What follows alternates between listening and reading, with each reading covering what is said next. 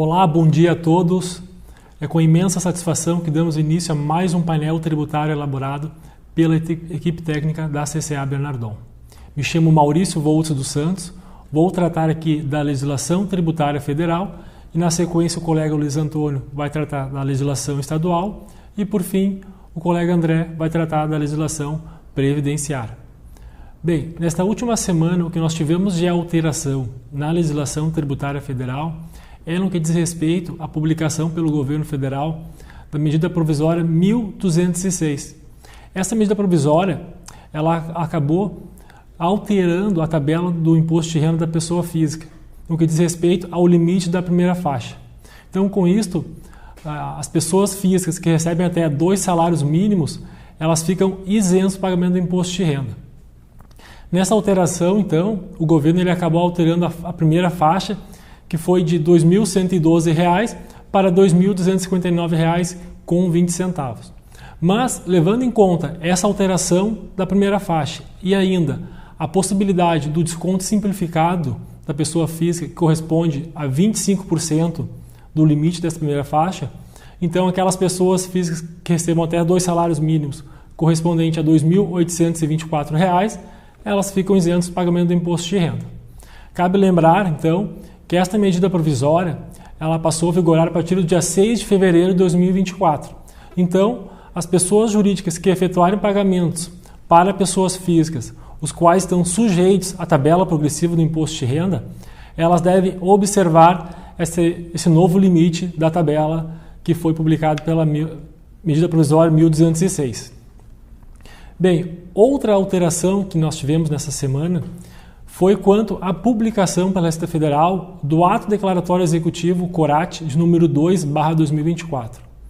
Na verdade, isso não se trata de uma alteração em si da legislação, mas sim do cancelamento das multas emitidas pela Receita Federal quanto ao atraso na entrega da DCTF-Web correspondente ao mês de dezembro de 2023.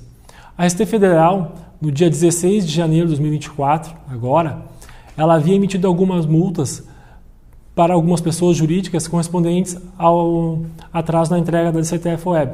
Só que essas multas foram emitidas de forma indevidamente, então agora ela está cancelando. Caso a pessoa jurídica que tenha recebido essa multa e tenha pago, ela pode pedir a restituição desse valor ou utilizá-lo para compensar com outros débitos. Caso ela tenha transmitido declaração de compensação para quitar essa multa, ela pode cancelar essa declaração de compensação que ela já transmitiu ou, se for o caso, retificar a declaração de compensação e excluir este débito.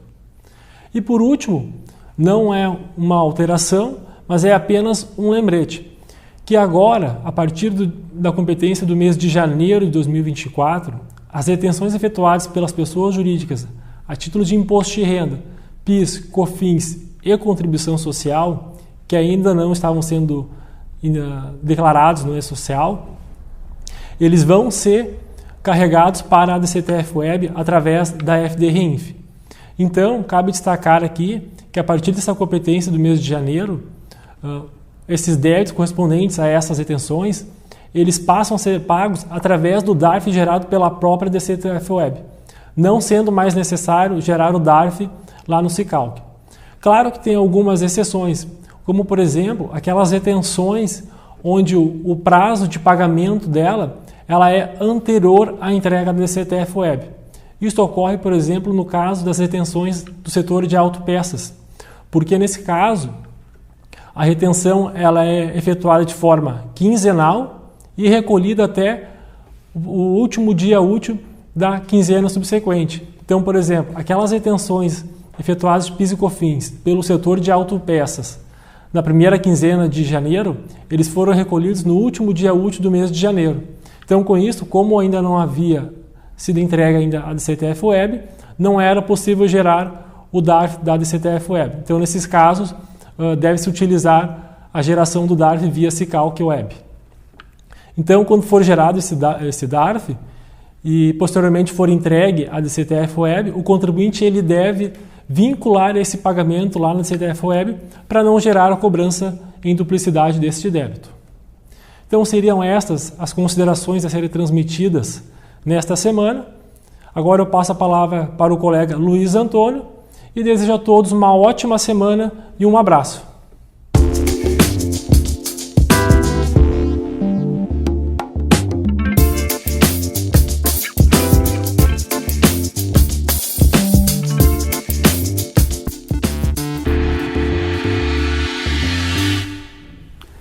Bom dia a todos. A partir de agora vamos comentar algumas notícias e alterações da legislação do ICMS do Estado do Rio Grande do Sul, publicadas na semana passada. Vamos começar pela prorrogação da suspensão de alguns itens ou segmentos de produtos da exigência do ajuste do crédito fiscal presumido, o chamado fator de ajuste de fruição, o FAF, como é conhecido. É que foi prorrogada de 31 de dezembro de 2023 para 31 de março de 2024, a data final da suspensão da aplicação do FAF para os créditos fiscais presumidos identificados pelos incisos específicos do regulamento do ICMS, suspensos desde 1º de julho de 2023. Na sua tela, identificamos os diversos segmentos que continuarão com uma suspensão, pelo menos até 31 de março de 2024. São eles, então, lá do artigo 32 do livro 1 do Regulamento ICMS, o inciso 11, o crédito presumido para o agregar carnes para os frigoríficos, o 26 para as indústrias de queijos, o 35 para as indústrias de linguiça, mortadelas, salsichas, o 36 para leite em pó, o 54 salame nas saídas internas de produção própria, o 63 leite fluido, o 82 carnes e produtos resultantes do abate de aves e suínos, o 83, produtos industrializados de carnes de aves e de suínos. O 106, leite para produção de queijos. O 126, carnes e produtos comestíveis resultante do abate de aves. O 133, para os abatedores de suínos. O 139 para os fabricantes de soro de leite em pó e composto lácteo, o 158 leite para as indústrias, o 159 leite para leite condensado, o 173 para a manteiga, o 174 leite para a manteiga, o 175 leite para requeijão, o 176 leite para queijo, exceto requeijão, o 178 leite UHT, o 200 carnes e produtos comestíveis temperados de aves, o 201, presunto, fiambres, embutidos de suínos, o 207, aquisição interna de leite cru, e o 208, bebida láctea e creme de leite. Assim, no período de 1º de julho de 2023 a 31 de março de 2024, então, está suspensa a limitação do fator de ajuste de fruição, o chamado FAF, para os referidos créditos fiscais presumidos, que são enquadrados, todos estes, como de baixa dependência interestadual. Também foi prorrogado o prazo de isenção até 30 de abril de 2026, assim como foram adequados os dispositivos contidos no regulamento do ICMS às leis federal e estadual nas saídas internas de gêneros alimentícios e excedentes de alimentos decorrentes de doação. Quanto às orientações normativas, tivemos apenas uma alteração que diz respeito aos procedimentos para recolhimento do Ampara, que é o Fundo de Combate à Pobreza do Estado do Rio Grande do Sul, por estabelecimentos importadores, fabricantes de sistemas construtivos, ou seja, prédios de aço, estruturas metálicas e calçados ou artefatos de couro que optarem por crédito presumido. Então eram essas as informações da área fiscal vinculadas ao ICMS do Estado do Rio Grande do Sul que gostaríamos de transmitir aos senhores. A seguir, o colega André vai transmitir as alterações vinculadas à área previdenciária. Um bom dia, uma ótima semana a todos e até o próximo painel tributário da CCA.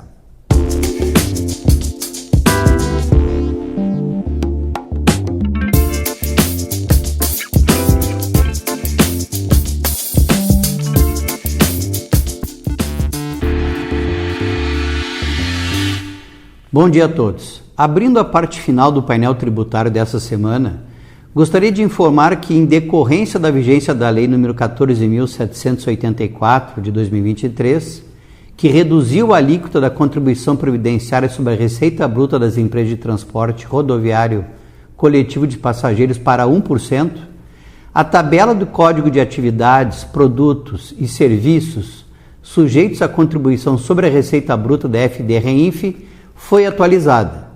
Portanto, os contribuintes que enviaram eventos R2060 de CPRB contendo o código 0060 com fatos geradores a partir de 1º de janeiro de 2024, antes da atualização de 31 de janeiro de 2024, deverão transmitir evento de retificação do R2060, enviado anteriormente, mesmo que não haja alterações ou correções, a fim de que o cálculo seja reprocessado, gerando novo recibo com alíquota reduzida para ser aplicada. Também informamos que, em decorrência do disposto na súmula 368 do Tribunal Superior do Trabalho e do parecer número 4.825 da Procuradoria-Geral da Fazenda Nacional, foi instituído, através do Ato Declaratório Executivo CODAR número 3, o Código de Receita 6251, reclamatória trabalhista, multa demora, a ser utilizado em DARF para recolhimento do valor correspondente à multa demora relativa a débitos de contribuições previdenciárias incidentes sobre créditos trabalhistas reconhecidos ou homologado em juízo. Essas seriam as informações que gostaríamos de transmitir no encontro de hoje. Tenham todos uma ótima semana.